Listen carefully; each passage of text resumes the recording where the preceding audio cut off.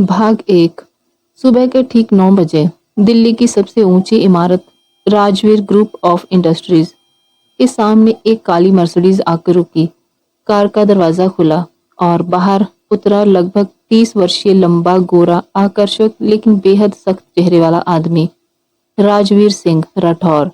देश के सबसे युवा और सफल बिजनेसमैन में उसका नाम शामिल था। उसके चेहरे पर मुस्कान शायद ही किसी ने देखी हो कभी। ऑफिस में हर कर्मचारी उसे डरता था।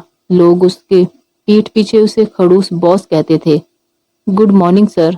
पूरे स्टाफ ने एक साथ झुककर अभिवादन किया। राजवीर ने किसी की तरफ देखा तक नहीं। आज की मीटिंग 10 बजे है। जिसने 5 मिनट भी लेट किया उसे नौकरी की जरूरत नहीं पड़ेगी, क्योंकि वो नौकरी पर रहेगा ही नहीं। इतना कहकर वह अंदर चला गया। पूरा ऑफिस सहम गया। उधर दिल्ली के ही एक छोटे से मोहल्ले में एक लड़की जल्दी जल्दी अपने बाल बांध रही थी। उसका नाम था आरूही। सुंदर थी, लेकिन उससे भी ज्यादा खूबसूरत था उसका आत्मसम्मान। वो किसी पर निर्भर रहना पसंद नहीं करती थी। पिता का देहांत कई साल पहले हो चुका था। माँ बीमार रहती थी। छोटा भाई इंजीनियरिंग की पढ़ाई कर रहा था।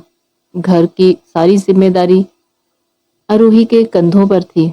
उसने एमबीए गोल्ड मेडल से किया हुआ था, लेकिन किसी की सिफारिश से नौकरी लेना उसे मंजूर नहीं था।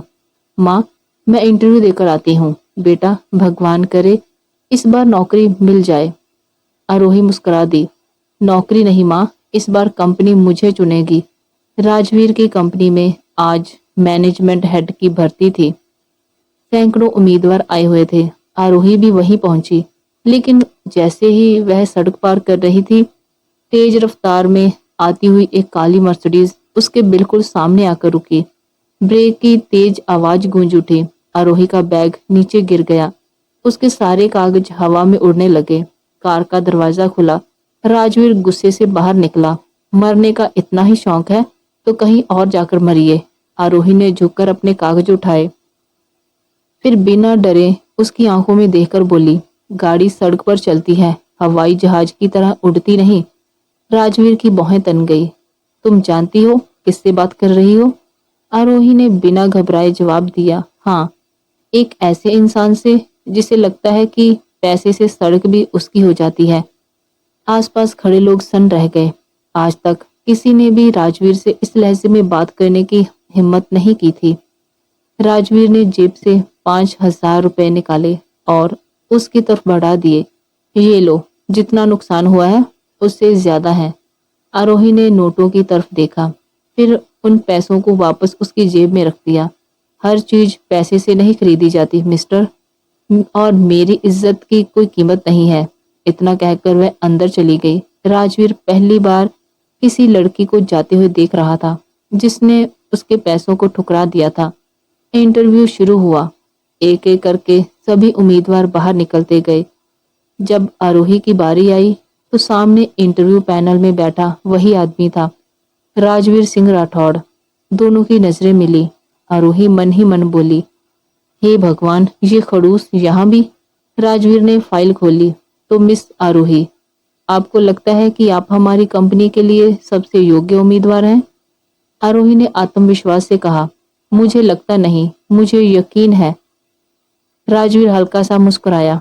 शायद कई सालों बाद पहली बार। लेकिन अगले ही पल उसका चेहरा फिर कठोर हो गया। देखते हैं आपका ये आत्मविश्वास कितनी देर टिकता है। आरोही भी पीछे हटने वालों में से नहीं थी। सर, इम्तिहान लेने का हक सिर्फ उसी को होता है जो खुद भी हर सवाल का सही जवाब देना जानता हो। कमरे में सन्नाटा छा गया। बाकी इंटरव्यू पैनल्स के सदस्य एक दूसरे का चेहरा देखने लगे।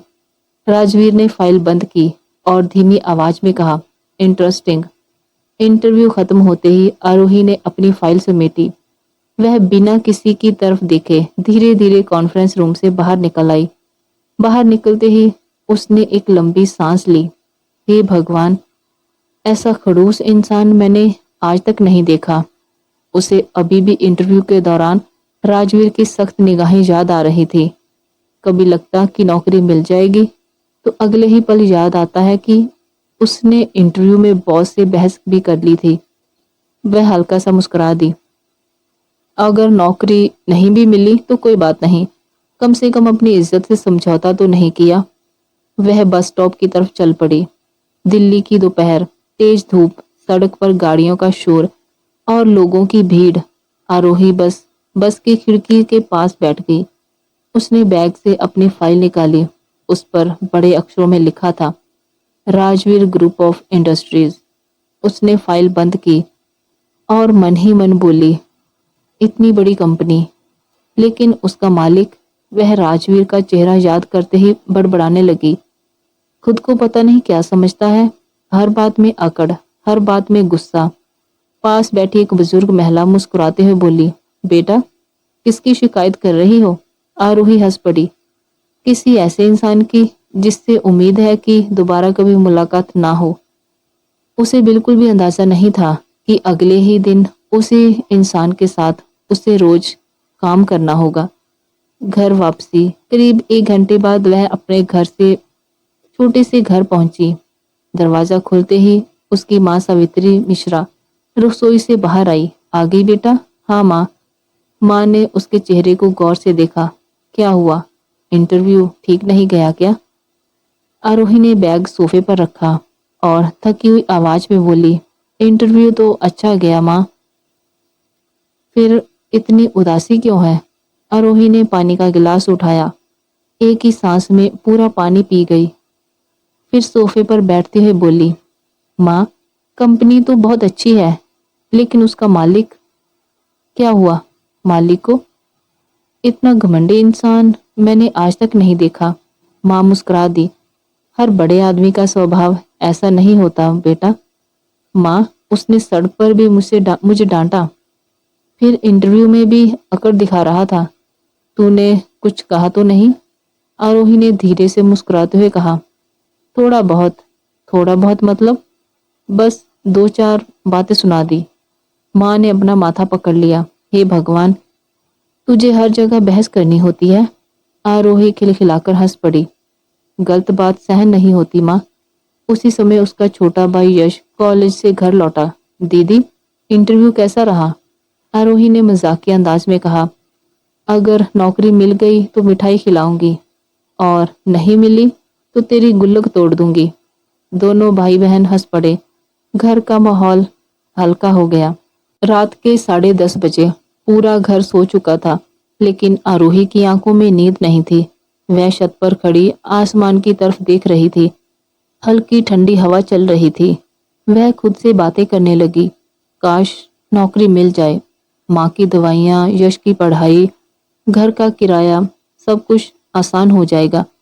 लेकिन अगले ही पल उसे राजवीर की आवाज याद आई।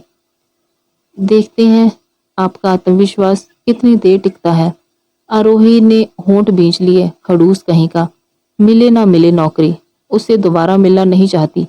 यही सोचते सोचते उसकी आंख लग गई। अगली सुबह सुबह के करीब 10 बजे आरोही रसोई में माँ की मदद कर रही थी। तभी उसका मोबाइल बजा। स्क्रीन पर अनजान नंबर चमक रहा था। हेलो। दूसरी तरफ से एक मधुर आवाज आई, क्या मैं मिस आरोही मिश्रा से बात कर रही हूँ? जी, बोल रही हूँ। मैं राजवीर ग्रुप ऑफ इंडस्ट्रीज के एचआर विभाग से बोल रही हूँ। आरोही का दिल जोर से धड़कने लगा। जी, बधाई हो, आपका चयन हमारी कंपनी में सीनियर बिजनेस स्ट्रेटेजी एग्जीक्यूटिव के पद पर हुआ है। कुछ पल के लिए आरोही बिल्कुल चुप रह गई। उसे यकीन ही नहीं हुआ। हेलो, आप सच कह रही हैं? जी मैम, आपको सोमवार सुबह 9 बजे रिपोर्ट करना है। ऑफर लेटर आपकी ईमेल पर भेज दिया गया है। Thank you. कॉल कटते ही वह कुछ सेकंड तक मोबाइल को देखती रही। फिर अचानक खुशी से चिल्लाई, माँ। सावित्री जी घबराकर बाहर आई। क्या हुआ बेटा? आरोही की आंखों में खुशी के आंसू थे। माँ, मेरी नौकरी लग गई। माँ ने उसे कसकर गले से लगा लिया। भगवान का लाख लाख शुक्र है। यश भी दौड़ता हुआ आया। सच में दीदी? हाँ। तीनों की आंखों में खुशी थी, लेकिन उस खुशी के बीच आरोही को अचानक राजवीर का चेहरा याद आ गया। वह बुदबुदाई, मतलब अब हर रोज उस खड़ूस का चेहरा देखना पड़ेगा। और दूसरी तरफ राजवीर अपने कैबिन में बैठा आरोही की फाइल देख रहा था। उसने धीरे से कहा, देखते हैं मिस आरोही, आपका ये आत्मविश्वास ऑफिस में कितने दिन टिकता है। उसे नहीं पता था कि जिस लड़की को वह सिर्फ एक कर्मचारी समझ रहा है, वही एक दिन उसकी जिंदगी की सबसे बड़ी चुनौती बनने वाली थी। पहला दिन, पहली टक्कर। सोमवार की सुबह अलार्म बजने से 5 मिनट पहले ही आरोही मिश्रा की आंख खुल गई। आज उसके जीवन का एक नया अध्याय शुरू होने वाला था। वह बिस्तर पर बैठी कुछ पल तक छत को देखती रही। फिर अचानक उसे याद आया, आज राजवीर ग्रुप ऑफ इंडस्ट्रीज में ज्वाइन करना है। यह सोचते ही उसके चेहरे पर हल्की मुस्कान आई, लेकिन अगले ही पल राजवीर का सख्त चेहरा उसकी आंखों के सामने घूम गया। उसने तकिया उठाकर एक तरफ फेंक दिया। हे भगवान, पूरी दिल्ली में नौकरी भी उसी खड़ूस की कंपनी में ही मिलनी थी। खुद से बड़बड़ाते हुए वह बिस्तर से उठ गई। रसोई में पहुंचते ही उसने देखा कि माँ पहले से ही चाय बना रही थी। अरे बेटा, तू इतनी जल्दी उठ गई? पहले दिन लेट होकर नहीं जाना चाहती माँ। माँ मुस्कुराई। देख, मेहनत करना, लेकिन किसी से लड़ाई मत कर लेना। आरोही ने मासूम सा चेहरा बनाया। मैं लड़ती हूँ क्या? इतने में पीछे से यश हंस पड़ा। माँ, दीदी का तो जन्म ही बहस करने के लिए हुआ है। आरोही ने चम्मच उठाकर उसकी तरफ बढ़ाया। चुप कर, नहीं तो नाश्ता खुद बना लेना। तीनों हंस पड़े। घर का माहौल हल्का हो गया। करीब 8:30 बजे आरोही हल्के नीले रंग का सादा सा कॉटन सूट पहनकर तैयार हो गई। उसने बालों की लंबी चोटी बनाई, हाथ में घड़ी पहनी और माँ के पैर छुए। माँ ने उसके सिर पर हाथ रखा। भगवान करे तुझे हमेशा खुश रखे। आरोही मुस्कुराई। और उस खड़ूस बॉस से भी बचाए। माँ ने उसके माथे पर हल्की सी चपत लगाई। बेटा, पहले दिन ही बॉस को खड़ूस मत कहना। मैं उसके सामने थोड़ी कहूंगी। फिर धीरे से बोली, मन ही मन बोलूंगी। ऑफिस पहुंचते पहुंचते तो 9 बजने में 5 मिनट बाकी थे। इतनी बड़ी और आलीशान बिल्डिंग देखकर आरोही कुछ पल के लिए रुक गई। वाह, सच में बहुत बड़ी कंपनी है। फिर खुद को संभालते हुए अंदर चली गई। एचआर मैनेजर ने कहा। मुस्कुराते हुए नेहा उसके पास आई। गुड मॉर्निंग मिस आरोही।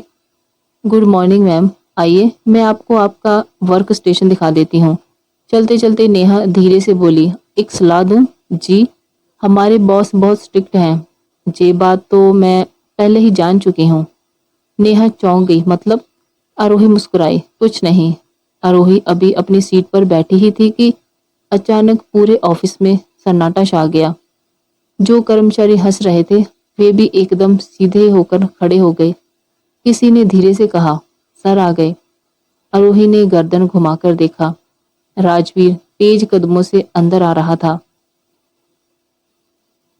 काला सूट, हाथ में टैबलेट, चेहरे पर वही सख्ती, जैसे मुस्कुराना उसने कभी सीखा ही ना हो।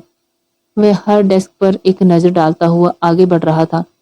तभी उसकी नजर आरोही पर पड़ी। दोनों की आंखें मिली। एक पल के लिए दोनों रुक गए।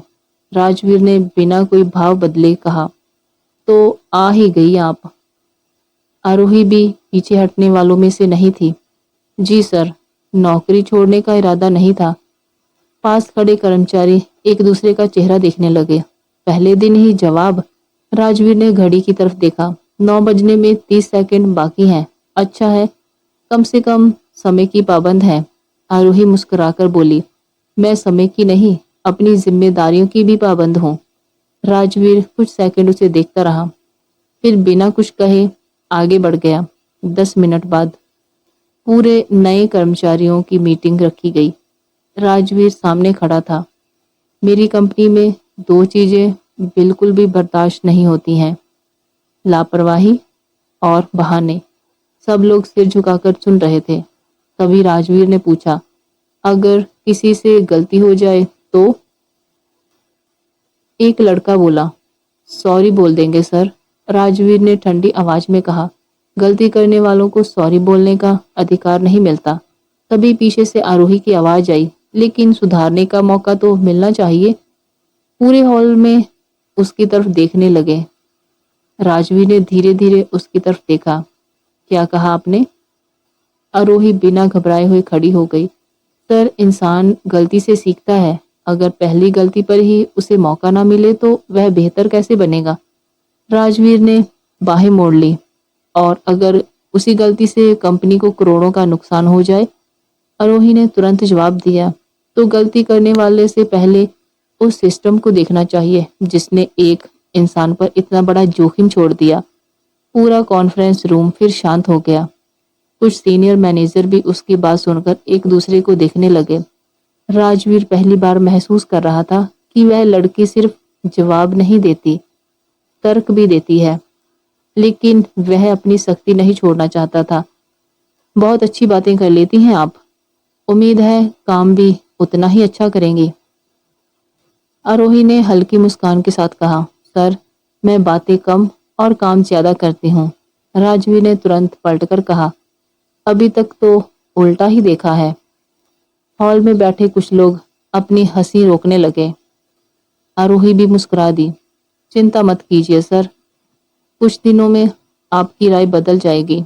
राजवीर ने मन ही मन कहा, या तो ये लड़की खुद बदल जाएगी या फिर मैं बदल दूंगा। तो दोस्तों, यह थी आज की कहानी। कहानी का पहला भाग। उम्मीद करती हूँ आपको पसंद आया होगा। कहानी पसंद आई हो तो वीडियो को लाइक, शेयर और हमारे चैनल को सब्सक्राइब जरूर करें। मिलते हैं एक और नए भाग के साथ। तब तक के लिए आप सबका बहुत बहुत धन्यवाद।